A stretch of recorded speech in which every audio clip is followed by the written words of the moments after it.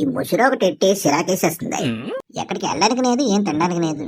మొన్నటిదాకా వినాయకుడి భోజనాలు ఎట్టారే.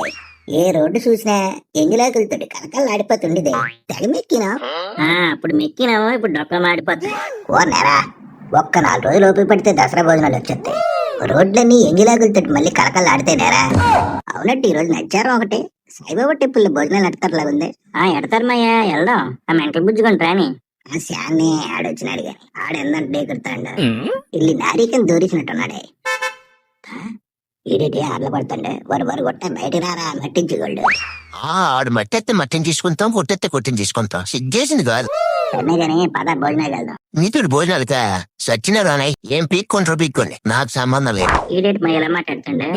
మన నోట్లో పళ్ళు వచ్చినోడైతే తిన్నాక మాట్లాడి. అయినా నేను సంతలో నా పాపర చికెన్ సెంటర్ తిరిగి వెళ్ళినప్పుడు ఇటు చేసిన పని తినవందేటి. ఏస్ట్ ముక్కలు తెచ్చి బయటెత్తే తినకుండాను దొంగసాటికి లోపలికి వెళ్ళి లెగ్ పీసులు ఒట్టుకొచ్చేస్తాండి. గుండెలు తీసిన బండు కాకపోతే ఆడు ఊరుకుంటుండేటి. నడు జారగొట్టాడు. వీటితోటి కలిసి తన్నులు తినలేదని ఇప్పుడు ఇటు బాధ. ఓరా అల్లాయ్ తోటకూరగా, ఓరల్లాయ్ లెగ్ పీసుగా.